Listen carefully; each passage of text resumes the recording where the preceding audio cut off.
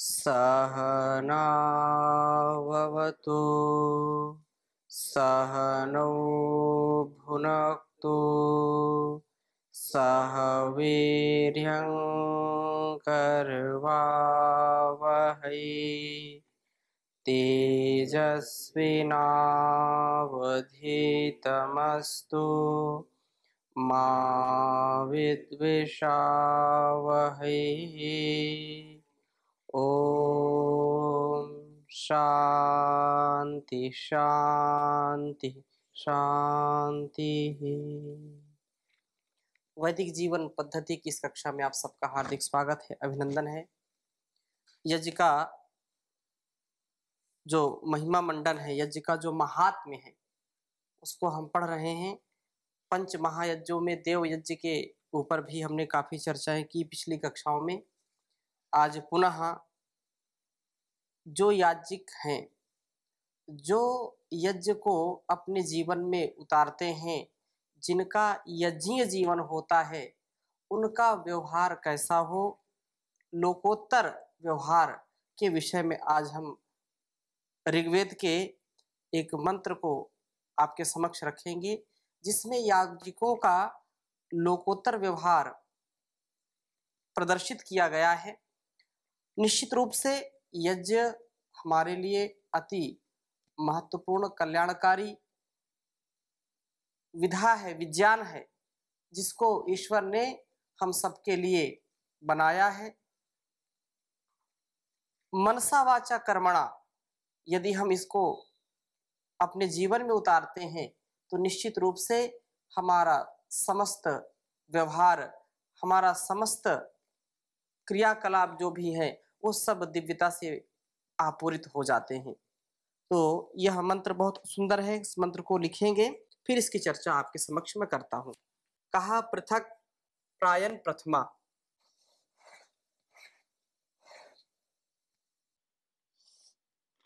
पृथक प्रायन प्रथमा देवहूतयो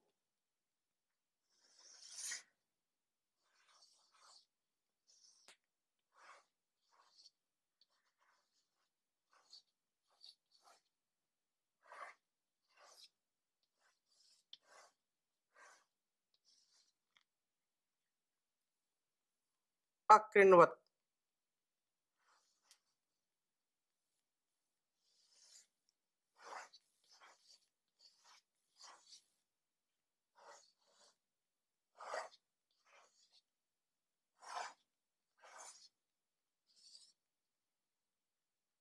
कृण्वत कृण्वत श्रवस्यानि,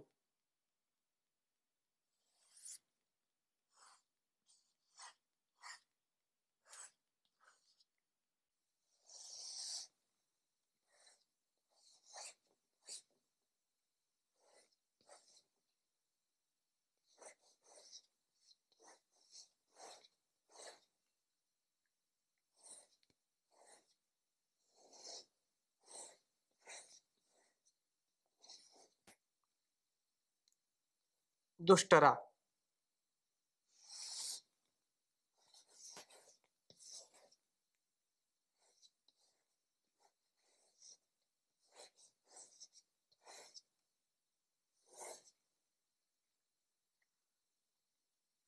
ना ये शेकुर यज्ञाम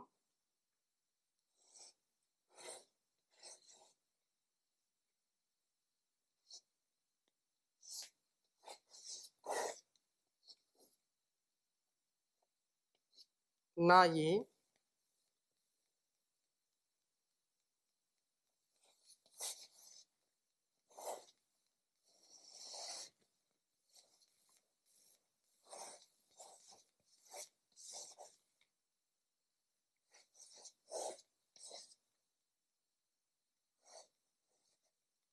शेकुर यज्ञ,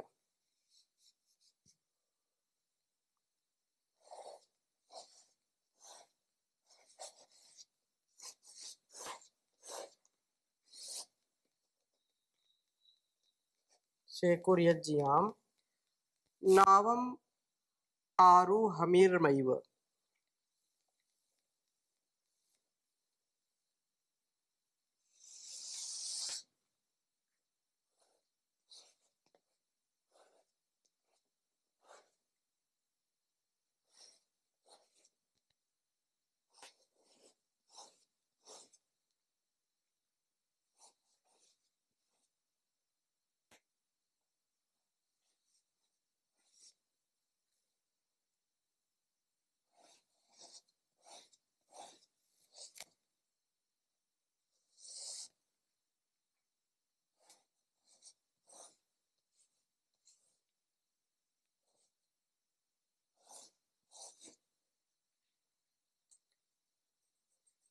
आवम आरुहमीर्मैव ते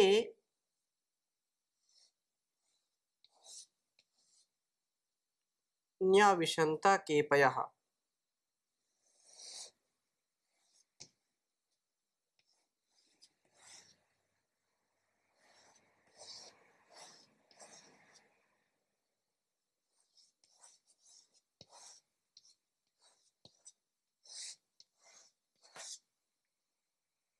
केपयः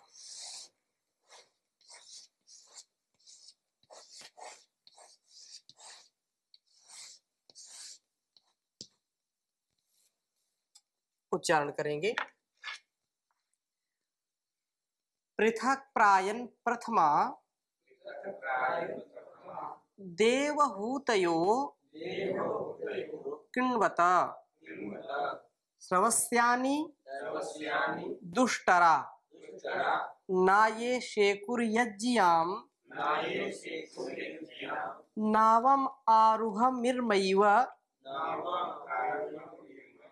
ते न्याविशन्त केपयः। पृथक प्रायन प्रथमा देवहूतयो अकृण्वत स्रवस्यानि दुष्टरा नाये शेकुर्यज्ञियां नावम आरुह्यमीर्मैव ते न्याविशन्त केपयः। ऋग्वेद का यह मंत्र, इसकी थोड़ी सी चर्चा करेंगे कि याज्ञिकों का लोकोत्तर व्यवहार कैसे होना चाहिए। विशेष रूप से हम एक बार इसका शब्दार्थ करेंगे, इसके बाद आगे चर्चा बढ़ाएंगे। जो प्रथमा, पृथक प्रथमा, प्रथमा देवहूतयः पृथक प्रायन दुष्टरा, जो प्रथम कोटि के विस्तृत जानी देवहूतयः दिव्य गुणों का आह्वान करने वाले, पृथक जो अलग या अलहदा जिसको बोलते हैं, प्रायन जाते हैं अर्थात वो प्राप्त कर लेते हैं।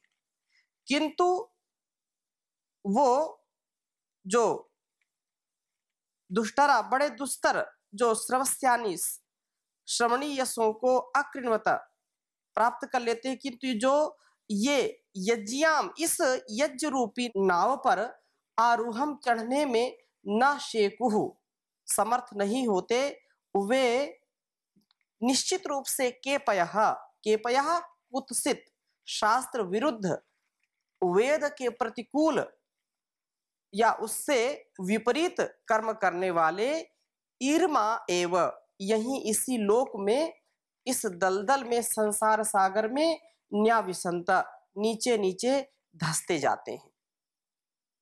स्पष्टता से समझने का प्रयास करते हैं। चार बातें इस मंत्र में प्रमुखतः बताई गई, चार बातों पर ध्यान दिलाया गया। पहली बात क्या है कि दिव्य शक्तियों को आमंत्रित करें। प्रथमा देवहूतया पृथक प्रायन, प्रथमे किम करणीयम, प्रथमम अर्थात पहले हम दिव्य शक्तियों का, दिव्य विचारों का या दिव्यता का हम आधान करें, उसको आमंत्रित करें तथा उसको अपने पास स्थिर रखें। ऐसा करने वाले महापुरुष प्रथम कोटि के जो है मनुष्य होते हैं, जो दिव्यता को संजो करके रखते हैं, दिव्यता युक्त जीवन जीने का प्रयास करते हैं और संसार के साधारण व्यक्तियों से वो पृथक चलते हैं। क्यों? क्योंकि जो व्यक्ति ज्ञान से आप्लावित होगा, जो व्यक्ति उस ईश्वर की भक्ति से ओतप्रोत होगा, वो हजारों लाखों करोड़ों में बिरला ही होगा। वो संसार की चकाचौंध में रोलता नहीं, उसमें मिलता नहीं, उसमें वो फंसता नहीं है। वो सदा सर्वदा अलग ही दिखाई पड़ेगा। उसका जो संस्कार है, उसका जो आचरण, उसका जो व्यवहार है, उसका जो समर्पण है, उसमें पूरी दिव्यता घटित हुई दिखाई पड़ेगी।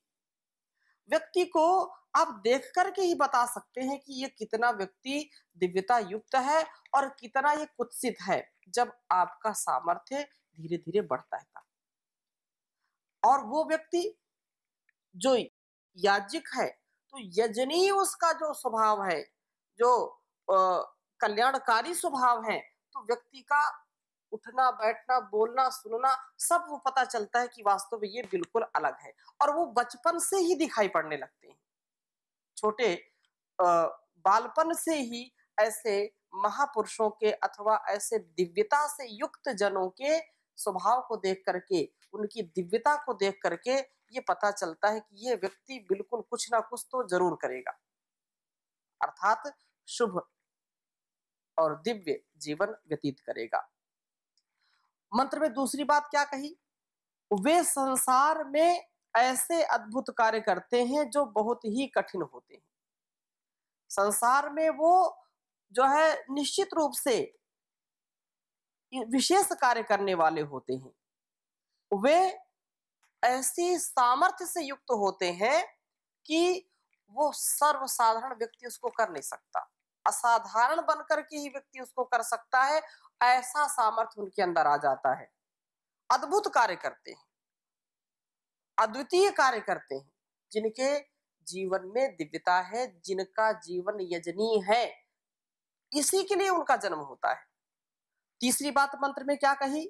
कि वे यज्ञ रूपी नौका पर चढ़ करके, क्योंकि हम सबका जीवन यज्ञमय हो और इसके बिना कोई उद्धार हमारा कर नहीं सकता। हम सबके जीवन में यज्ञी भावना होनी चाहिए। जैसा हम विचार करें वैसा व्यवहार करें, अर्थात शुभ विचार करेंगे शुभ व्यवहार होगा, तो शुभ का आधान होगा इस सारे संसार में। तो यज्ञ रूपी नौका में, अर्थात कल्याणकारी जो नौका है, जो सर्वहित भूतरत है, जो सर्व साधारण के लिए सर्व जनहिताय जो लगे हुए हैं, वे निश्चित रूप से यज्ञ रूपी नौका पर चढ़ करके ही प्रथम कोटि के बनते हैं, और इसी कारण अद्भुत काम करने की शक्ति उनमें आती है। बिना यज्ञी भावना के कोई भी याज्ञिक सदगति को नहीं प्राप्त हो सकता है। त्याग की भावना के बिना सदगति को नहीं प्राप्त कर सकता है। और चौथी बात क्या कही मंत्र में? कि जो इस यज्ञ रूपी नाव पर नहीं चढ़ पाते हैं, जो इसमें न शेकुहु आरूहम, यज्ञ रूपी नावम, इस नाव में जो यज्ञाम, इस यज्ञ रूपी नावम, नाव पर आरूहम न शेकुहु, जो यज्ञीय जीवन नहीं बना पाते, जिनके मन में वाणी में और व्यवहार में कल्याण नहीं है, कल्याण की बातें नहीं है, या कल्याण युक्त आचरण नहीं है, जो अशुभ आचरण से युक्त हैं, वो कभी भी सामर्थ्य को प्राप्त नहीं हो सकते। आत्म सामर्थ्य नहीं मिलेगा उनको, आत्मबल नहीं मिलेगा। हाँ, हो सकता है लौकिक दृष्टि से, भौतिक दृष्टि से वो धन संपदा वाले हो जाएं, धन बल हो जाए, जन बल हो जाए, बाहुबल भी मिल सकता है, शारीरिक बल मिल सकता है, लेकिन आत्मिक बल उनको कभी मिल नहीं सकता है। छल बल से लोग सत्ता हासिल करते हैं, छल बल से लोग दूसरों के ऊपर आधिपत्य जमाते हैं, ये हो सकता है कर ले व्यक्ति, लेकिन आत्मबल कभी उसको प्राप्त नहीं हो सकता है। छल बल वाला व्यक्ति कभी भी आत्मबल नहीं प्राप्त कर पाता है। जिसके जीवन में छल बल नहीं है, जिसके जीवन में किसी प्रकार का ईर्ष्या द्वेष छल कपट नहीं है, वह व्यक्ति आत्मिक सुख और शांति की वर्षा करता है, स्वयं आनंदित रहता है, दूसरों को भी आनंदित करता है। इसलिए पवित्रता युक्त जीवन जीने का सामर्थ्य उनको मिलता है, जो यज्ञ रूपी नौका में सवार होते हैं, जो वास्तव में सच्चे याज्ञिक बन करके अपने जीवन को और इस जगत को शुभ से भर देते हैं।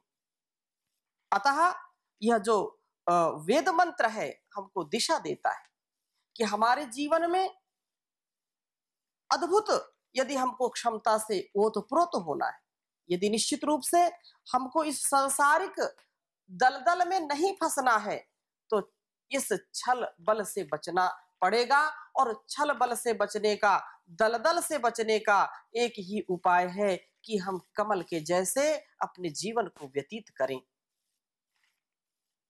अधिक अधिक उत्तरोत्तर हम अपने जीवन को विकसित करें, दिव्यता से परिपूर्ण करें, यज्ञीय भावना से उत्प्रोत करें, तो दलदल में नहीं फंसेंगे। और इस पर एक एक बिंदु पर विचार करने की जरूरत है। तो वेद में मन सहित जो पहले ही कहा कि दिव्य शक्तियों को आमंत्रित करे, पहले मंत्र में कहा कि प्रथमा देव हूतयः पृथक प्रयाण दुष्टरा, कि वह प्रथम दिव्यता से ओतप्रोत हो, दिव्यता का आधान करे, दैवी शक्तियों का आह्वान करे, उनको अपने अंदर स्थापित करे। उसके लिए क्या करना है? उसके लिए यज्ञीय भावना से उत्प्रोत होना है। और इन इंद्रियों को भी देव कहते हैं। हम दुनिया को जीतने के लिए लालायित रहते हैं, जग को जीतने के लिए लालायित रहते हैं, परंतु अपनी छोटी छोटी जो संकीर्ण विचारधाराएं, जो अपनी इंद्रियों पर नियंत्रण नहीं प्राप्त कर पाता है, जो स्वयं इंद्रिय जय को प्राप्त नहीं कर पाता है, वो संसार में कैसे विजय प्राप्त कर सकता है? अतः बिल्कुल यह स्पष्टता से हमको समझना चाहिए कि ये जो हमारी इंद्रियां हैं, इन इंद्रियों का जो वेदोक्त, जो मर्यादित आचरण है, वही हम करें। इससे क्या होगा? इससे हमारा जीवन श्रेष्ठ बनेगा और ये जगत भी श्रेष्ठ बनेगा। इसलिए प्रथम कोटि का यदि मानव से महामानव बनना है, देवत्व को प्राप्त करना है, तो ये हमारी इंद्रियां हमको वहां तक पहुंचा सकती हैं। और इंद्रियों पर नियंत्रण नहीं रखा तो ये हमको विषयासक्त कर देंगी, विषयों में फंसा देंगी। हमारा जीवन जो यज्ञीय होना चाहिए, कल्याणकारी होना चाहिए, वो होगा नहीं। स्वयं भी हम जो है दलदल में फंसेंगे और दूसरों को भी फंसाएंगे। अतः अमर्यादित भोग में प्रवृत्ति नहीं होनी चाहिए। प्रवृत्ति संसार में होगी, इसके बिना बच नहीं सकते, इसके बिना जीवन चल नहीं सकता। प्रवृत्ति होगी, लेकिन जब ज्ञान को हम, यज्ञ को हम, योग को हम मूल में रखेंगे, उसमें भूल नहीं होगी, तो निश्चित रूप से यह जीवन चमकेगा, दिव्यता से परिपूर्ण होगा और दिव्यता हमारी उत्तरोत्तर बढ़ती रहेगी। और यदि ऐसा नहीं हुआ तो निश्चित रूप से इंद्रियां हमको गर्त की ओर ले जाएंगी, हमारी दिव्यता को नष्ट करेंगी, और उस समय मनुष्य मानवता के स्तर से गिर करके पशु के स्तर से भी नीचे गिर जाता है, दानव बन जाता है। और निश्चित रूप से यह मनु महाराज भी इस पर लिखते हैं, इंद्रियाणां तु सर्वेषां यद्येकं क्षरतीन्द्रियम् इंद्रियम तेनास्य क्षरति प्रज्ञा धृतेः पात्रादि बोधकम। कह रहे हैं कि सब इंद्रियों में से एक इंद्रिय भी विषयासक्त हो जाए, किसी भी विषय में एक इंद्रिय, 5 ज्ञान इंद्रियां हैं और 5 कर्म इंद्रियां हैं, किसी भी स्तर से एन केन जैसे तैसे व्यक्ति नियंत्रण कर रहा उनका, और फिर भी यदि नहीं नियंत्रित हो रही हैं, एक इंद्रिय का भी प्रमाद हमारे जीवन को भटका जाएगा। निश्चित रूप से मनुष्य का सब विवेक इस प्रकार नष्ट हो जाता है, जैसे कि कोई घड़ा में पानी हमने पूरा भर दिया और कहीं से छोटा सा सुराख है, बाल जैसा भी सुराख यदि घड़े की पेंदी में है, तो एक एक बूंद पानी पूरे घड़े के पानी को बहा ले जाता है। कितना भी बड़ा पात्र हो, पात्र में यदि उसकी पेंदी में या बीच में कहीं भी सुराख है, जहां तक जल है, तो निश्चित रूप से सारा जल बह जाता है। वैसे ही हम कितने ही गुणवान हो, कितने ही बलवान हो, धनवान हो, प्रज्ञावान हो, यदि इंद्रियों पर हमारा नियंत्रण नहीं है तो निश्चित रूप से हमारा जीवन कहीं ना कहीं, कभी ना कभी भटकाव में आ जाएगा। हम भटक जाएंगे, जो हमारी मंजिल है उसको हम कभी प्राप्त नहीं कर सकते। इसलिए वेद मंत्र हमको सतर्क कर रहा है, सावधान कर रहा है कि प्रथम कोटि के मनुष्य साधारण जन से पृथक चलते हैं। इसका यह अभिप्राय नहीं कि उसके यातायात के लिए संसार में कोई अलग से कोई सुरक्षा की व्यवस्था हो। पृथक चलने का आशय ये है कि उसका सुनना, उसका बोलना, उसका देखना, उसकी सारी प्रक्रियाएं क्रियाएं दिव्यता से परिपूर्ण होती है और वह सामान्य व्यक्तियों की प्रवृत्ति जो भोग की होती है वो भोग ही नहीं होता है। भोगमय संसार में भी योगमय जीवन जीता है। इस प्रवृत्ति से युक्त व्यक्ति, महापुरुषों की जो है, जो उसकी त्याग की जो भावना है, वो संसार के जो साधारण मनुष्य हैं वो उनसे पृथक होता है। इसलिए कहते हैं वो सबसे अलग है। एकस्य कर्म संविच्छे करोत्यन्योपि गर्हितम गतानुगतिको लोको न लोकः पारमार्थिकः। एक जो है बहुत अच्छा श्लोक ये प्रसिद्ध है कि कुछ लोग ऐसे होते हैं कि एक को बुरे काम में प्रवृत्त देख करके दूसरा भी बुरा करता है, उसमें वो भी सम्मिलित हो जाता है, लिप्त हो जाता है। संसार में प्रायः जो गतिकता है, अर्थात देशी भाषा में कहें, ग्रामीण भाषा में कहें तो भेड़ चाल। भेड़ चाल, एक भेड़ गई तो उसके पीछे सब बोली, अब वो कहीं भी जाए उसके पीछे पीछे सारी भेड़ें जाएंगी। तो ये जो गतानुगतिक है, इस बात से हमको बिल्कुल अलग होना चाहिए। जो सत्य है, जो तथ्य है, जो हमको आत्म कल्याण से लोक कल्याण की ओर ले जाने वाला व्यवहार है, उसको करना चाहिए। दुनिया यदि एक ओर हो और मैं यदि अकेला भी पढ़ रहा हूं, वेदनुकूल आचरण में यदि समझौता करने की बात हो, यदि उससे विपरीत आचरण की बात हो, दैवी मार्ग से, दैवी संपद से प्रतिकूल जो आचरण करने की बात हो, तो उसको कभी भी नहीं करना चाहिए। जो यज्ञ से परिपूर्ण कर्म नहीं है, कल्याण से परिपूर्ण कर्म नहीं है, उन कर्मों को कभी भी नहीं करना चाहिए। ये जो कोई ठीक है चलता है सब, ये तो संसार है, ऐसे ही चलता है, जो लोक की तरह नहीं चलेगा वो फिर नहीं चल पाएगा, ऐसा नहीं। जो आत्मनिवेदन है, जो उस परमात्मा के प्रति समर्पण है, जो आत्मानुकूल आचरण है, उसको सदा सर्वदा सर्व प्रमुखता से मानना चाहिए। उसमें कोई समझौता नहीं करना चाहिए।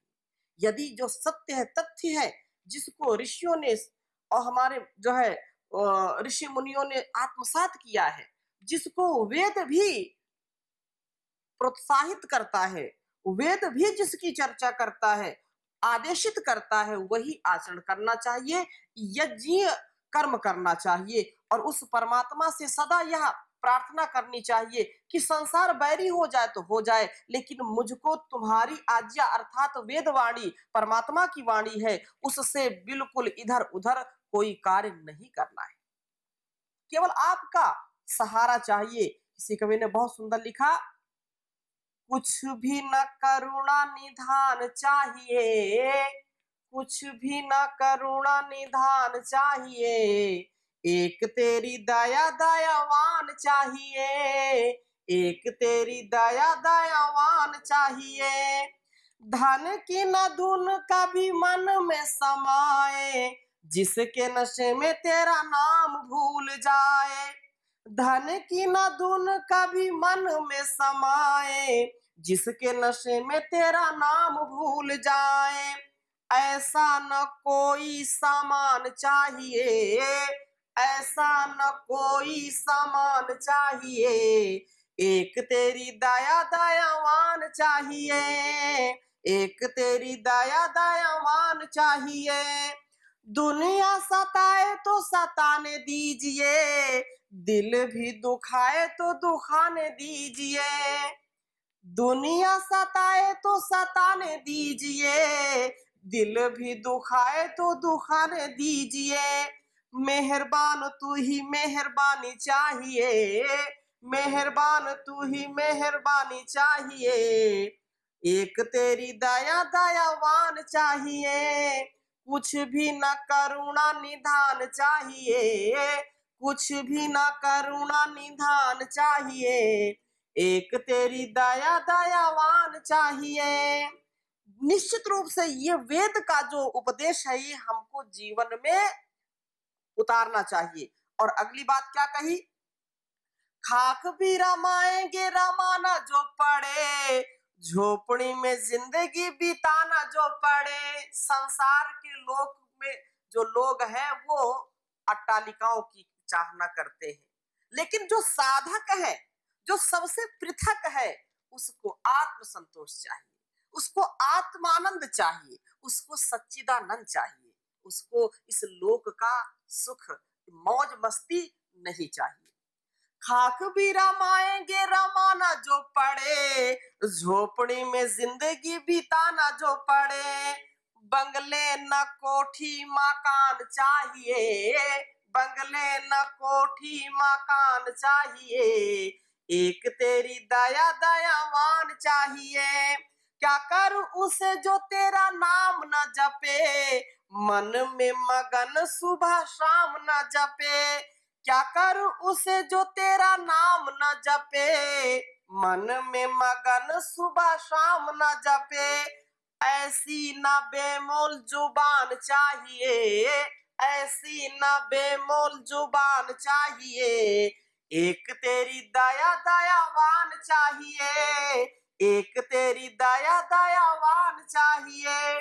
तो ऐसे यज्ञी भाव से कि परमात्मा की वाणी वेद उपदेश हम अपने जीवन के हर पल हर क्षण उसको आत्मसात करते हुए आचरण में उतारे, यज्ञमय जीवन बनाए। तो इस मंत्र की चर्चा और हम आगे करेंगे, अभी यहीं पर विराम देते हैं।